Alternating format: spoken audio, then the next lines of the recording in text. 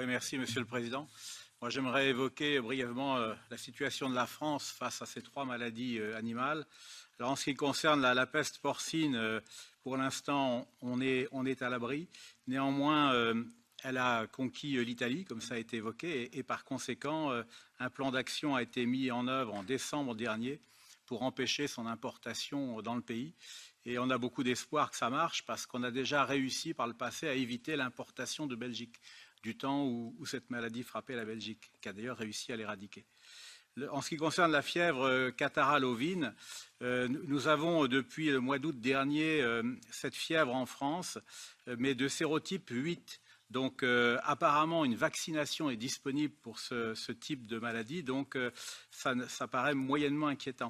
En revanche, j'ai appris qu'en Belgique et en Allemagne, il y avait une autre variante dite de sérotype 3 qui s'était développée donc, aux frontières de la France. Et là, d'après ce que j'ai compris, il n'y a pas de vaccination disponible. Donc finalement, c'est inquiétant pour nous aussi.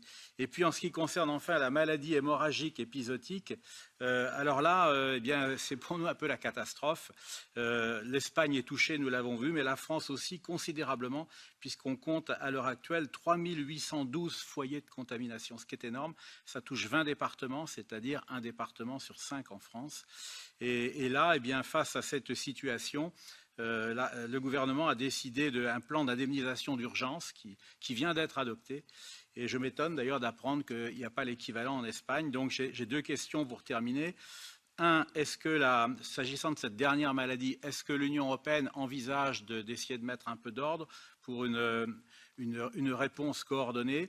Et puis, deux, de façon plus générale, où en est la vaccination? Parce que j'avoue que je n'ai pas très bien compris les explications du représentant de la Commission. Alors, j'ai cru comprendre, mais ai-je bien compris, qu'on était sur le point de trouver des vaccins pour la peste porcine et pour le sérotype 3 de la fièvre catarrhale, mais qu'en revanche, on patinait davantage pour la maladie hémorragique. Est-ce que c'est bien le cas?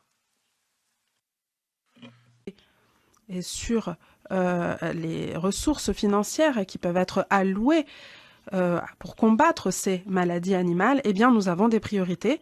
Donc, la peste porcine africaine, il y a de l'argent pour cette maladie.